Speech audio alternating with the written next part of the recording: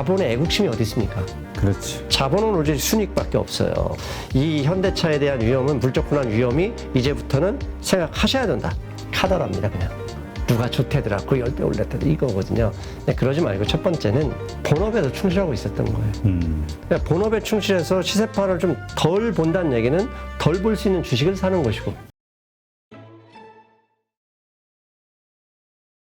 우리가 이제 주식을 들고 있을 때, 그러니까 살 때는 항상 이게 얼마까지 오를까에 대한 고민을 하면서 산단 말이죠. 그러니까 네. 많이 오를 것 같을 때 사죠. 네. 물론 단기 트레이딩 하시는 분들도 있겠지만, 뭐 5% 수익률 가지고 하시는 분들도 있기는 해요.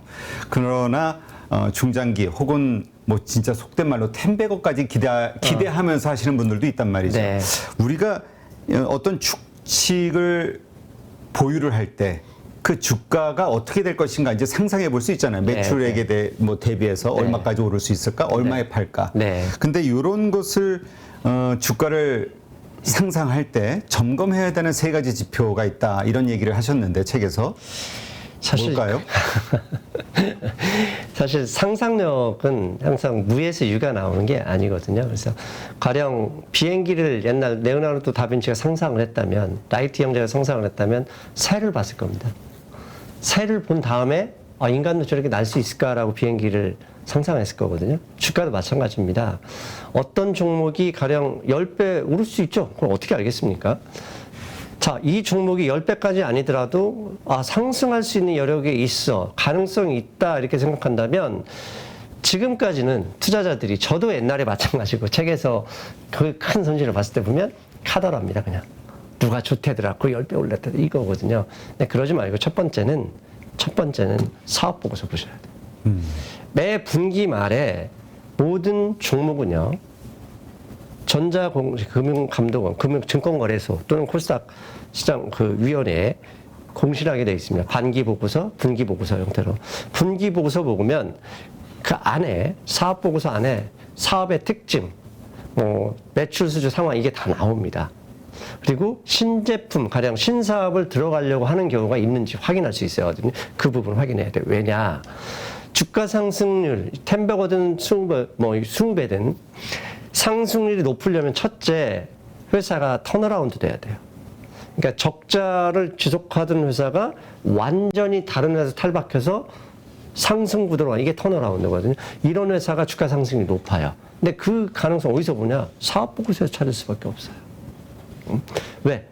물론 신문에서도 볼 수 있지만, 신문에서는 아까 우리가 앞에서 말씀드렸지만 그냥 단편적인 기사, 그냥 좋대더라면 좋으면 좋은 것이고 실적이 많이 날 때 거기에서 끝납니다. 이 실적이 왜 나왔으며 어떤 투자를 했는지 아무것도 나오지 않아요. 사업 보고서 읽으면 분명히 다 나와 있습니다. 그걸 보시고, 두 번째는 그 회사가 기존 사업에서 이익이 나고 있는데 더 큰 이익이 나려면 앞으로 성장 산업에 뭔가 있어야 되잖아요. 성장 산업에 진출할 수 있는지, 진출하고 있는지, 아니면 진출을 준비하고 있는지, 이 부분을 파악해야 되는데, 계열사들 같은 경우는 자기 모회사가 도움을 줘서 얼마든지 진출할 수 있어요. 그런데 일반 회사가 뜬금없이 진출한다, 그런 건 없습니다. 사기 일종의 작전하지 않는 그런 건 없고, 결국 다 그게 어디에 나와요? 똑같이 사업 보고서에 또 나와 있습니다. 그래서 이 회사가 사업 보고서에 갑자기 공시를 통해서 성장성에 진출한다고 하는데, 이 성장성 있는 기술, 업종에 진출하려고 할 때 얘네들이 가지고 있는 기반 기술이 있는지 사업 보고서 확인할 수 있고, 만약 기술이 없다면 계열사에 이런 회사를 도울 수 있는 것이 있는지 확인해 볼 필요가 있습니다. 이렇게 보게 되면 충분히 손실을 덜 볼 수 있는데 문제는 안 봅니다. 안 보죠. 네. 보통 우리가 주식을 사는 그 이유를 한번 잘 우리 가족분들도 한번 생각해 보시면, 이런 방송이 됐든 뭐가 됐든 채팅 주변에 분들이 이거 괜찮더라, 이거 차트가 괜찮아, 아니면 이런 뉴스가 있어서 괜찮을 것 같아. 그러면 그래, 괜찮은가? 그래, 한번 차트 정도는 보겠죠. 근데 이제 그렇게까지 깊이 보는 분들은 없을 것 같아요. 이렇게 안 보면 어떻게 되나, 올라도 한 5% 내에서 먹고 얼른 도망 나옵니다. 그렇지, 모르니까. 떨어지면 파냐, 떨어지면 안 팔아요. 또 언젠가 오르겠지 이러면서 정말 바닥에 길 때까지 정말 큰 손실을 보고 최악의 경우 상패도 당하죠. 그러니까 결국 10버거, 20배 먹으려면 이 회사를 내가 완벽하게 파악해놓고, 맞아, 얘네들이 이 회사가 얘기하는 이런 기술이 완성이 된다면 10배 넣을 수 있겠네라고 생각하세요. 그러면 100주 넣고 10배를 먹을 수 있는 거거든요. 버틸 수 있거든요. 근데 아무것도 모르시 넣어놓으면 어느 날 봤더니 떨어지고 있다 그러면 조정인데도 불구하고 확 팔고 나오거든요. 그건 결 수 없어요. 그래서 제가 투자의 감각에서 책에서 강조했던 게 뭐냐면 사실 공부하는 게 누구나 다 싫어요. 옛날에 우리 대학교 입학시험 때문에 공부하는 그 스트레스가 있어서 그게 이어지긴 하지만 그거 없이는 투자에 성공할 수가 없어요.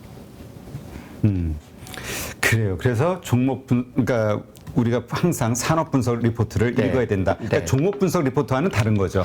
그렇죠. 이제 그러니까 자 가령 앞으로 말씀드렸지만 원자력 우리가 새로운 대통령이 취임하셔서 원자력을 다시 활성화시킨다 그래서 원자력 주가 오르는데 원자력 기업에 대해서 테마 얼마나 뉴스에서 좋대들 하지만 우리가 따져봐야 될 게 있습니다. 원자력을 도대체 어디에 건설할 텐데? 원자력을 하나 건설하려면 우리나라 원자력이 필요하다고 하지만 건설한다 그러면 전 국민이 다 반대하지 않습니까? 우리 지역은 오면 안 된다거든요. 그럼 유럽도 마찬가지거든요. 미국도 마찬가지고. 그게 테마로 올라갈 수 있지만 전체 산업의 내용을 보면 쉽지 않은 거죠. 그런 것처럼 어떤 종목을 투자하든 일단 거시적인 시장, 그 다음에 업종 이걸 볼 수 있어야 돼요. 근데 그게 사업보고서에 다 나와 있어요. 그렇죠. 근데 정말 그 정도로 사업 보고서에 나와 있는 이 회사의 어떤 이제 뭘로 돈 벌 것인가에 대해서 확실하게 이해를 하면 좋은데 일단 사놓고 물렸을 때 보통 공부를 한단 말이죠. 그리고 공부를 해도 그게 깊지가 않기 때문에 맞아요. 물리게 되면 대부분 분들이 어디를 가냐면 네이버 종목 토론방 거기 가서 남들은 어떻게 생각하나. 근데 거기 가면 오른다고 생각하는 사람은 오르는 이유만 끊임없이 적고 내린다고 생각했으면 쌍욕을 하고 가죠. 정신적으로 힘듭니다. 그러니까 차라리 그냥 그 파리르 모니터에서 검색을 하시면 돼요. 아니 디스플레이다 그러면 파리르 모니터 디스플레이 전문가들 나온 게 있거든요. 그거 보시고 스스로 판단하시면 되는 거예요. 네. 자, 그런데 네. 우리 그 상승미 소님, 네. 지금 이렇게 보면은 이야기하는 가운데서 큰 손실을 봤다 이런 네. 얘기가 나왔단 말이에요. 네. 잘하실 것 같은데 어떤 일로 손실을 보셨나요? 그리고 왜냐하면 우리가 사실 성장하는 데에는 다 아픈 과거들이 있거든. 근데 그 과거를 통해서 또 우리가 배우는 게 있으니까. 저도 방금 제가 공부 안 하고 투자하면 안 된다. 공부 안 하고 투자를 한 거죠. 그냥 카더라. 뭐를? 뭐 가령 주식 투자를 하는데 그냥 차트 보고 오르겠네 하고 사고 신문 보고 그냥 신문에서 좋다고 하니까 사고 사업 보고서 한번 읽어보지 않고 업종 리포트 한번 읽어보지 않고 그렇게 투자했던 거죠. 그리고 카더라 아니면 뭐 차트만 믿고 막 좀 큰 돈을 투자하고 그렇게 해서 날린 겁니다 사실. 그런데 기초가 되어 있지 않았던 거죠. 예를 들면 이 회사가 지난 분기에 돈을 벌었는지 그다음에 다음 분기에 어느 정도 벌 거라고 예상 리포트 찾아보면 다 있거든요. 그런 거 한번 본 적이 없었던 거예요. 그렇군요. 네. 자, 그래서 더더욱 그 공부를 해야 된다. 네. 예, 사업 보고서 기본적으로 이 회사가 어떤 회사인지는 알아야 된다. 알아야죠. 뭘로 돈 벌어 먹고 사는지. 예, 맞습니다. 알겠습니다. 하여튼 우리가 지금 많은 그 개인 투자자들이 다 그 상승장에 들어온 분들이 많아서 네. 지금 다 기본적으로 30-40% 물린 분들도 아직도 맞습니다. 있어요. 예. 뭐 최근 반등하면서 뭐 20%대로 줄었다 이런 얘기 하시는 분들도 네. 있긴 하지만 어쨌건 물린 분들이 많고 그래서 주식 투자는 원금 회복이 목표다. 뭐 이런 얘기 하시는 분들도 있고. 자, 잃지 않는 투자에 대해서도 좀 이야기하셨던데 네. 어떻게 잃지 않는 투자를 할 수 있죠? 제가 투자를 실패했을 때는 제가 본업이 있었는데 본업보다 더 주식 투자에 열심히 했던 거죠. 그러니까 열심히 한다는 건 열심히 공부한 게 아니라 주식에 자꾸 시간을 많이 시세 보느라. 시세 보느라고 그다음에 네이버 게시판 돌아다니라고 시간을 뺐던 건데 왜 그렇게 했냐? 여기에서 돈 벌려는 게 아니라 주식으로 빨리 돈 벌고 싶었던 거죠. 세상에 공짜 점심이 없었다는 것을 이제서야 안 거죠. 그다음에 2019년 이후에 그 과거에 잃었던 돈들을 다 만회하고도 넘는 돈을 벌었던 이유는 다른 게 없습니다. 지금 이제 마이너스이긴 하지만 본업에서 충실하고 있었던 거예요. 그러니까 본업에 충실해서 시세판을 좀 덜 본다는 얘기는 덜 볼 수 있는 주식을 사는 것이고, 그리고 그 시간은 떨어질 때 자꾸 쳐다보고 있는 게 힘든 거거든요. 그냥 일하는 거죠. 그리고 다음 달에 월급 타면 좀 더 보태서 사고, 그 회사를 오히려 중장기 투자로 생각했을 때. 네. 근데 이제 우리가 주식을 살 때 사는 순간 오를 것이다라는 가정을 하고 사거든요. 근데 그것 때문에 힘든 거예요. 즉 사는 순간 내가 내일 떨어질 수도 있어 생각하면 오늘 다 사지는 않겠죠. 그렇죠. 일부만 사거든요. 그러니까 내가 살 때 분명히 떨어질 수도 있어라고 가정을 하는 게 좋고, 두 번째 주식 투자를 가지고 빨리 돈 번다? 세상에 그런 일 없습니다. 유명한 슈퍼갭인데 몇백억을 벌었다? 죄송한데 10,000명에 1명 나옵니다. 10,000명에 1명이고 9,999명은 그 사람 돈 보태주고 다 사라졌습니다. 근데 신문에는 돈 잃었다는 얘기는 안 나오죠. 그 스타 한 명이 나와서 주식시장 환상을 갖게 하죠. 왜 신문은 그런 얘기 하느냐? 신문도 증권회사 광고를 받아야 되지 않습니까? 증권 투자를 많이, 주식 투자를 많이 하게 해야 증권사가 신문에 광고를 해야 돼, 한다는 점, 그 점부터 감안하셔야 됩니다. 그래서 본업에 집중하고 내 소득이 안정이 돼 있으면 모험하지 않습니다. 모험하지 않는다. 예. 대박, 그러니까 인생 역전을 꿈꾸는 분들, 대박을 원하는 분들이 있어요. 급등주만 쫓아다니기도 하고. 그게 요즘 비트코인에서 나타나지 않습니까? 청소년들 영끌 이게 대박 나타나다가 죄송한 얘기인데 정말 손실이 너무 크거든요. 이게 답이 없는 경우거든요. 근데 그 친구들이 이렇게 물론 이제 좋은 직장에 다니는 친구들도 빚이 많아 그렇게 배팅할 수도 있지만 죄송한 얘기인데 소득 수준이 낮거나 급여가 낮거나 직장이 불확실한 사람일수록 작은 돈에 더 심하게 배팅하는 경우가 많습니다. 그래서 주식에 성공하는 방법은 내가 열심히 해서 돈을 벌되 그 돈을 지키는 즉 기본 금리보다 조금만 더 벌자. 이런 개념으로 접근하면 의외로 나도 모르게 주식이 많이 올라와 있기도 하고요. 그다음에 부침 위아래 주식이라는 건 매일매일 오르고 내리거든요. 그런데 진짜 좋은 회사는 매일매일 오르고 내림을 떠나서 결국 올라가 있거든요. 그런 것을 믿기 위해서는 직장이 안정되어 있어야죠. 그리고 무리하지 않게 되고요. 그렇게 되면. 그렇다면은 말씀대로 하면, 그러니까 우리가 소위 뭐 위험자산이긴 하지만 그래서 안전한 주식이라는 말이 좀 어폐가 있긴 합니다만 네. 어쨌건 펀더멘탈이 강한 그러한 안정적인 주식을 사야 된다. 그렇죠. 왜냐하면 소위 우량주. 그렇죠. 왜냐하면 그러니까 이런 거죠. 부침이 강하게 변동성이 강한 주식을 잘못 사면 아무것도 안 되거든요. 그런 주식은 빠르게 대응해야 되고 빠르게 대응하려면 사무실에서 앉아있다가 여러분 자꾸 화장실 갈 거 아닙니까? 그럼 위에 부장님 다 알거든요. 저놈 저거 뭐 한다 이러고. 그럼 인사효과가 떨어지고 엉뚱한 대로 발령이 난단 말이죠. 그렇게 안 하려면 변동성이 적은 주식을 사야죠. 변동성이 적은 주식은 우량주일 것이고 그런 주식의 특징은 배당률도 높아요. 그렇게 하려면 그 안에서 좀 더 강한 상승, 예상보다 높은 상승이 나오는 종목들이 있거든요. 물론 그런 주식만 사면 재미없죠. 저 또한 마찬가지고 저도 개별 종목 투자를 많이 하지만 충분히 연구하되 정말 내가 이 주식은 한번 배팅해 볼 만하다 그러면 내가 이 주식을 배팅한 돈이 다 날려도 큰 문제 없는 정도의 돈을 투자하는 거지 그런 종목이 100% 확실하다 그러면 집 팔고 차 팔고 시계도 팔아서 넣어야죠. 근데 그럴 수는 없지 않습니까? 없고요. 그렇기 때문에 자기의 직업 자기가 시간을 얼마나 투자할 수 있는 여건에 따라서 투자 상황도 조금씩 바꿔줘야 돼요. 알겠습니다. 하여튼 잃지 않는 투자를 위해서는 네. 사실 맞아요. 자기가 원하는 적정 수익률을 정하고 그 수익률을 얻을 수 있는 주식으로 만약에 한정을 짓는다면 예, 그렇다면 아마 달라지겠죠. 네. 상한가 갈 수 있는 종목을 찾다 보면은 또 반대 상황이 많이 벌어지니까 그럼 이해를 하겠는데 근데 이제 이런 얘기 하시는 분들도 있어요. 이 한국에서는 이 코리안 리스크라고 해야 되나요?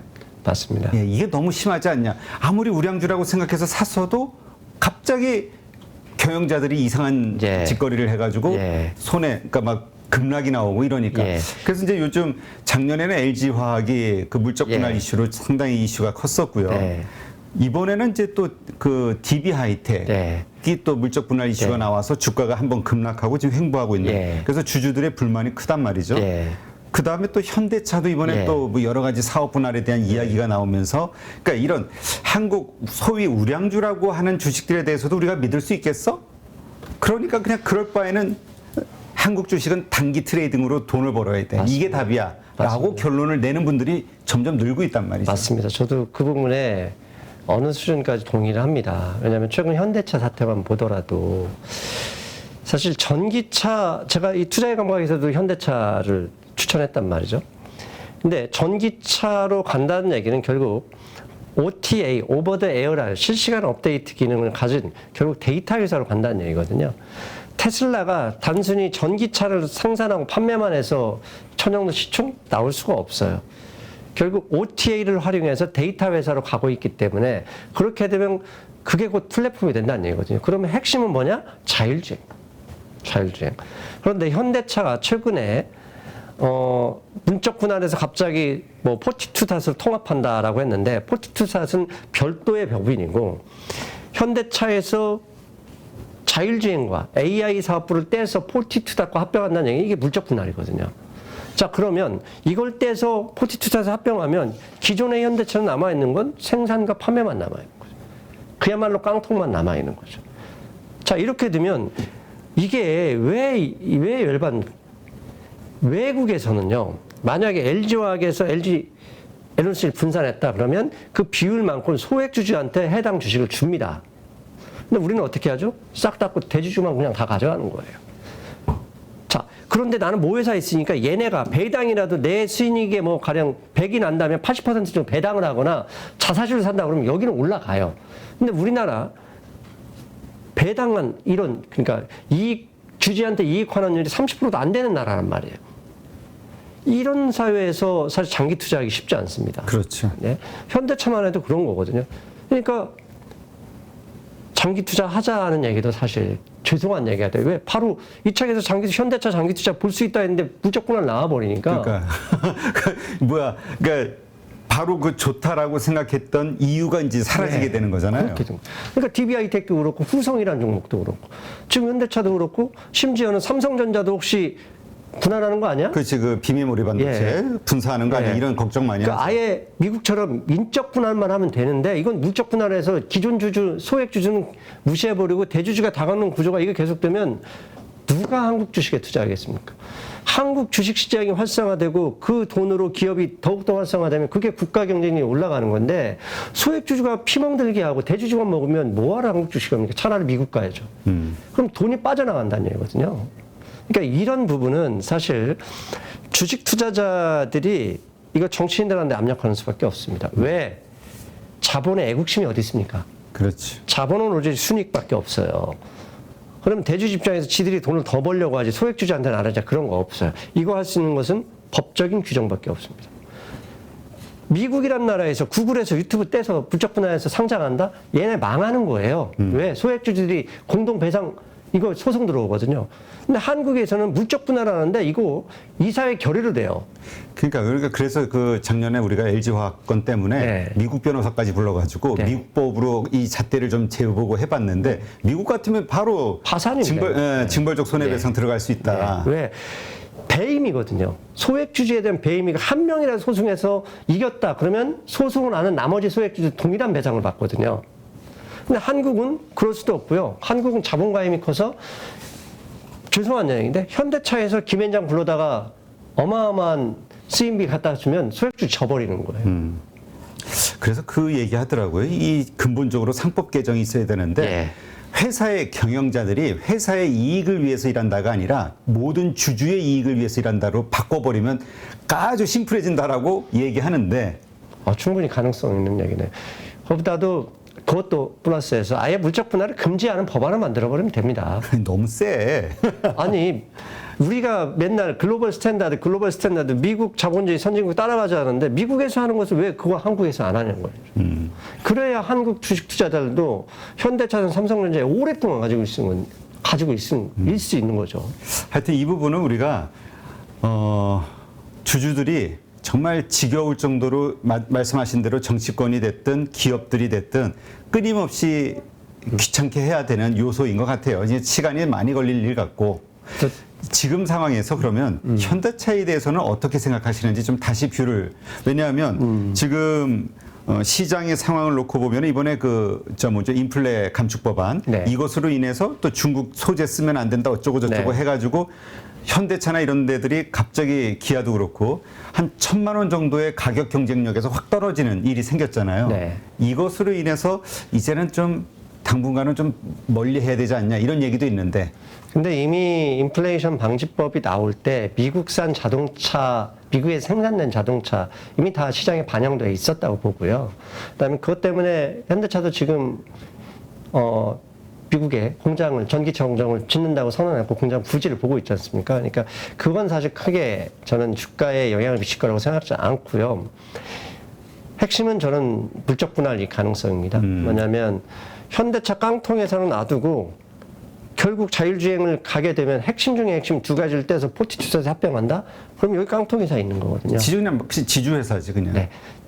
그러니까 결국 왜 갑자기 뜬금없이 이 회사가 이렇게 나왔을 거냐? 그럼 추정을 해봐야 돼. 제가 책에서 경제적 상상력, 통찰력 추정을 해보면 죄송한데 정몽구 회장님의 건강에 이상설이 있거나 조만간 뭔가 있을 수 있습니다. 왜?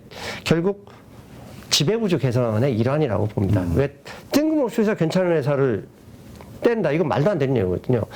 우리가 상식적으로 본다면 포티투사를 현대차에 합병시켜야죠. 그게 상상이 가능한, 어떻게 보면 상식적인 방법이거든요. 근데 전혀 비상장 회사에 띄어서 여기다 붙여준다? 그 얘기는 뭐냐? 둘 중에 하나입니다. 현대차의 주가를 떨어뜨려서 상속세를 낮추게 하거나, 두 번째, 포티투닷을 IPO 할 때 자금 확보를 위해서 더 많은 자금을 끌어당기라. 즉 LG화학에서 했던 것처럼. 그렇죠. 그거밖에 없는 거거든요. 즉 여기에서 현대차가 하는 행위는 소액주 좀 관심이 없는 거죠. 근데 이미 우리는 LG화학, LG에너지솔루션, 그다음에 SK이노베이션, SK온 당했거든요. 더 이상 속지 않습니다. 속지 않습니다. 그러니까 이번 이제 어떻게 보면 이번에 이렇게 간을 본 거지, 운을 슬쩍 띄워본 거죠. 이제 시장의 반응을 보기 위해서도. 아니 그 8월 19일자 조선일보를 보면 8월 16일에 분명히 사내 설명회를 통해서 확인했다고 나와 있어요. 사내 직원들 다 모아놓고 확인했다고 나와 있어요. 그날 한국경제TV에서 물적 분할 예정 이렇게 나왔다가 1시간 있다 이 기사가 사라졌고 그 다음날 기사가 어떻게 됐었냐. 포티투닷으로 AI 자율주행 사업 통합부, 소프트웨어 사업부 통합한다고 나와 있어요. 물적 분할이거든요. 발만 바꾼 거예요. 왜? 주주들이 반발하니까 단어 사용만 살짝 바꿔놓고 결국은 다 확인한 거거든요. 그렇다면은 지금 시점에서는 현대차 물론 여러 가지 전반적으로는 다 좋지만 네. 지금의 이슈 때문에 지금은 좀 가까이 저는, 하기는 예. 어렵다. 왜냐하면 물적 분할에 이게 주주총회를 통과하는 게 아니라 이사회 결의를 통해서 끝납니다. 즉 지난번에 이제 글로비스인가 하고 그 모비스하고 합병권은 주주총회에서 반대돼서 못했거든요. 그렇죠. 그래서 이번에 모비스가 그냥 분할해버리잖아요. 이사회 결의를 분할 끝나버린 거예요. 즉 만약에 이 현대차 주주들이 외국 주주들이 들고 일어나서 이사회 결의를 뒤집어가지고 그 물적 분할 못하게 한다면 정말 큰 상승이 올 수 있겠지만 현재 대한민국 대주주가 전혀 견해 걸림돌이 없는데 그렇게 양보를 할까? 저는 그 가능성 적다고 봅니다. 그래서 이 현대차에 대한 위험은 물적 분할 위험이 이제부터는 생각하셔야 된다. 그래서 그냥 현대차의 미래가 좋다고만 생각하지 마시고 이 물적 분할 가능성이 이게 거의 좀씩 확실해진다 그러면 지난 LG화학의 SK이노베이션의 사태와 크게 다르지 않을 가능성도 높다는 거 확인하셔야 됩니다. 아까 이렇게 말씀하신 거는 어쨌든 우리 상승미 손님이 아직은 확인되지 않은 그냥 상상력의 그 뭐라 그럴까 시나리오라고 이해를 해야 되겠죠? 아니 물적 분할 한다는 건 조선일보 8월 19일자 기사에 그대로 나왔고 조선일보 뭐라고 하냐면 8월 16일에 회사가 회사 직원들 대상으로 설명회를 가졌다고 나와 있어요. 그러니까 이건 어디까지나 팩트입니다. 물론 이제 회사가 공식적으로 분할한다 공식 나오지 않았습니다. 공식 나오지 않았지만 신문에서 이미 기사를 확인했기 때문에 이게 그러면 신문 기사가 잘못된 거겠죠. 알겠습니다. 하여튼 지금 현대차 주주분들 많이 있으실 텐데 네. 그리고 이제 상승을 기대하고 있는데 네. 좀 찬물을 껴안는 것 같기는 한데 상승미 손님의 의견은 개인적 의견은 그래서 지금은 오히려 비중을 축소해야 된다? 예, 저는 그랬으면 좋겠어요. 왜냐 지금 물적 분할 이슈만 없으면 저도 현대차 이 책에서 추천했고 제 유튜브에서도 이 주식을 거의 한 달 전부터 사야 된다고 그랬었어요. 왜? 환율 상승. 지금 1340원입니다. 아마 1년 전에 현대차, 현대, 기아 현대차, 기아에 아마 사업보고서는 기껏 1,200원이나 1,250원 환율로 계산했을 거예요. 근데 달러당 100원 이상 이렇게 더 올랐다는 얘기는 환차익이 엄청나다고. 그렇죠. 순이익이 그만큼 늘어나는 예. 거니까. 그래서 최근에 물적 분할 이슈가 나왔음에도 주가는 나름 강세를 보이는데 사실 더 올라가야 되거든요. 올라가다가 꺾인 이유가 결국은 한여름에 소나기 오면 일단 온도 내려가거든요. 마찬가지입니다. 왜? 확인됐거든요. 모비스에서부터 지주회사 껴인 모비스를 4개를 쪼개버리고 다 쪼개고 있는 상황이거든요. 그래서 그 부분이 이게 불확실성이에요. 내가 미래를 알 수 없지만 불확실성이 남아있는 한 주가는 그 불확실성을 계속 가격에 반영할 가능성이 있어요. 그렇다면 마찬가지로 현대모비스도 좀 지금은 멀리해야 되는 상황이라고 예. 보시는 거고, 멀리 해야 된다고 봅니다. 기아 같은 경우는 지금 이 이슈에서는 좀 벗어나 있잖아요. 기아를 또 사실 외국인도 그렇고 개인들도 많이 좋아하는데 네. 저도 좋아했던 주식인데 기아도 8월 19일자 조선일보 읽어보셔야 돼요. 기아차와 현대차에 있는 소프트웨어 사업부, AI 사업부, 자율적인 사업부를 다 포티투자에 통합한다고 되어 있습니다. 현대차 것만 통합하는 게 아니라 모조리 기아 때다가 것까지. 포티투자에 다 그냥 몰아준다는 얘기입니다. 아, 그래요. 많이 하여튼 우리 가족분들도 요거 한번 뉴스로 직접 확인해 보시고 그 다음에 우리 상승 미소님의 말씀이 맞다고 하면 요거와 관련해서는 그럼 지금 뭔가 액션을 취하기 전에 그죠? 먼저 행동을 취해야 되겠죠, 이런 것들. 그렇죠. 그래서 사실 미래는 또 확실해 그러면 사실 내일 또 정의선 회장이 마음 바뀌어서 뭐 할지는 저도 모르는 거예요.